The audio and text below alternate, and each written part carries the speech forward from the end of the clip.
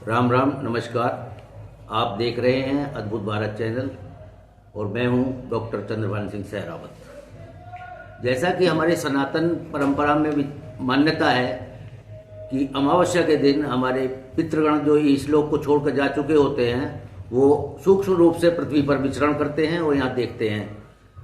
और ये भी अजब संयोग ही कहा जाएगा कि आज दिन है मौनी अमावस्या का। मोदी जी ने आज जो घोषणा की है वो बहुत ही महत्वपूर्ण है। उन्होंने खुद ट्विटर पर, जो वर्तमान में एक्स है, उस पर जानकारी दी है कि भारत की 3 महान विभूतियों को भारत रत्न से सम्मानित करने का निर्णय लिया गया है। इन तीनों विभूतियों में खास बात यह है कि इन्होंने देश के गरीब किसान और देश के आम जन की जो उन्नति के लिए और देश की तरक्की के लिए अपने अपने क्षेत्र में विशिष्ट योगदान दिया है।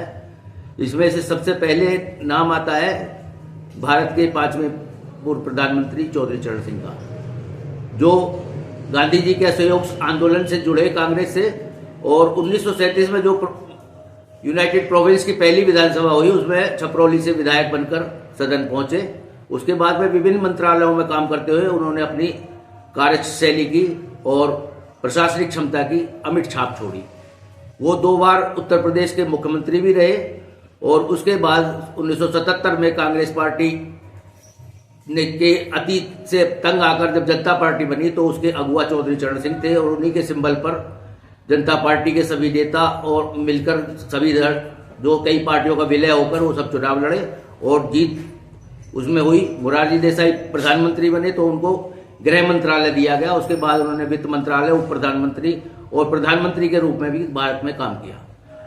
उनकी जो स्थिति है वो देश भर के किसानों में, गरीबों में बहुत ही पूजनीय माना जाता है। उनके जो कार्यों से जो है जमींदारी प्रथा खत्म हुई उत्तर प्रदेश में, सबको जो है शोषण से मुक्ति मिली और बहुत सारी चीजों में उनका योगदान रहा। बड़े वित्त अर्थशास्त्र के वो ज्ञाता थे। हालांकि MA इतिहास आगरा विश्वविद्यालय से और LLB वो किए हुए थे, वकील थे, शुरू में वकालत की उन्होंने, लेकिन वो अर्थशास्त्र पे उन्होंने बहुत सी किताबें लिखी हैं जिन पे जो है एक बार सुब्रमण्यम स्वामी ने बताया था कि वो हार्वर्ड विश्वविद्यालय में पढ़ाते थे, तो वहां पर MA के सिलेबस में चौधरी चरण सिंह की पुस्तकों का सिलेबस पढ़ाया जाता है और उसके ऊपर 20 PhD सुना है सुब्रमण्यम स्वामी और उनके अन्य सहयोगियों के अंडर में। चौधरी चरण सिंह की जो सूक्ष्म नीतियां थी कृषि से संबंधित, उन पर जो है शोध प्रबंध प्रस्तुत किए गए हैं। तो ऐसे थे चौधरी चरण सिंह।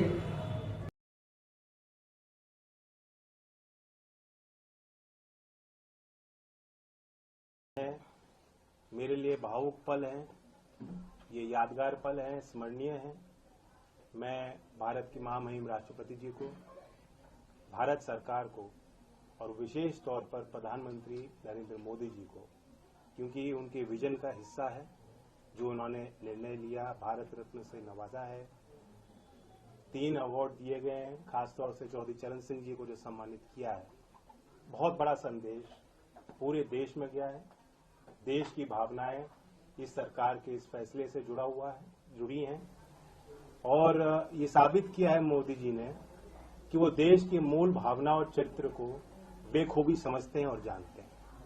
बहुत समय से गांव के लोगों में एक टीस थी कि जो उनके बीच के व्यक्ति इतने बड़े राजनेता, बड़े बड़े पदों पर रहते हुए, उनके लिए जिन्होंने जीवन पर्यंत संघर्ष किया, ऐतिहासिक निर्णय लिए, जिनका प्रभाव आज भी कमेरा वर्ग, किसानी और मजदूरी कर रहे लोगों पर पड़ता है, चौधरी चरण सिंह जी, जो आज तक कोई भी पूर्व की सरकार नहीं कर पाई, वो फैसला बेबाकी से नरेंद्र मोदी जी के विजन से और प्रयासों से और उनके समर्पण भाव के कारण हो पाया। तो मैं फिर कोटि कोटि धन्यवाद देता हूं, आभार व्यक्त करता हूं। जो आज मुख्यधारा में लोग नहीं हैं, उनकी हिम्मत बढ़ाने का फैसला आज भारत सरकार ने लिया है। पूरे देश में सभी चौधरी साहब को मानने वाले लोगों के लिए खुशी की पल है। मैं चौधरी अजीत सिंह जी को भी याद करता हूं, ये उनका सपना था और इसलिए मैं कहता हूं दिल से मोदी जी को विशेष तौर से धन्यवाद और आभार कि आपने आज चौधरी अजीत सिंह जी का अधूरा सपना पूरा किया। उसके बाद में दूसरी विभूति जो है उनका देश में स्वतंत्रता संग्राम सेनानी थे, वो भी आंध्र प्रदेश से बिलोंग करते थे और 17 भाषाओं के विद्वान थे। वो जो है पहले मंत्री पद का काम किया आंध्र प्रदेश में, मद्रास राज्य था पहले, उसके बाद में मुख्यमंत्री बने, उसके बाद में यहाँ केंद्र में मानव संसाधन विकास मंत्री और प्रधानमंत्री के रूप में उन्होंने कार्य किया। वो ऐसे प्रधानमंत्री थे जो गांधी नेहरू परिवार से अलग कांग्रेसी थे, पहले प्रधानमंत्री थे और उन्होंने देश के लिए जो है आर्थिक उदारवाद के जो है काल का संचार किया, उसके प्रणेता रहे वो। और उससे पहले जो था, जो हमारा समाजवादी नीतियों पे जो देश चल रहा था, उससे अलग हट करके उन्होंने जो है आर्थिक उदारवाद के लिए शुरुआत की, श्री गणेश किया। और उसका फायदा ये मिला कि जब पहले बेरोजगारी की समस्या बहुत ज्यादा थी, जो 80-90 में ग्रेजुएट वगैरह हुए होंगे, तो उस समय बेरोजगारी की बड़ी स्थिति थी, पढ़े लिखे बेरोजगार हर जगह मिल जाते थे। लेकिन उसके बाद में देश भर में बाहर की कंपनियां आई और बहुत सारी चीजें हुई, तो रोजगार के अवसर बढ़े और उससे देश को, देशवासियों को, देश के नौजवानों को फायदा मिला। और इसी क्रम में जो तीसरी महान विभूति है, उनका भी कार्य बड़ा उल्लेखनीय है। जो भारत कृषि प्रधान देश कहलाता है, ये जो पहले स्थिति ऐसी थी कि हमारी अपनी खाद्य जरूरतों के लिए भी अन्न हम नहीं उपजा पाते थे।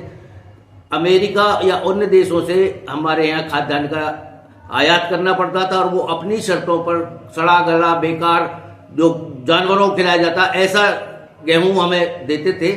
उसके बाद में जो स्वामीनाथन ने जो है कृषि क्षेत्र में जो है काफी रिसर्च के साथ में, वो काफी सुधार के साथ में हरित क्रांति के जनक कहा जाता है। उन्होंने कृषि में जो है अधिक आत्मनिर्भरता आई, हमारे किसानों की उपज में बढ़ोतरी हुई, किसानों को लाभ होना शुरू हुआ। और आज स्थिति ऐसी है कि हमारा भारत देश जो है वो अन्य देशों की, बहुत सारे देशों की खाद्यान्न जरूरतों को पूरी करता है।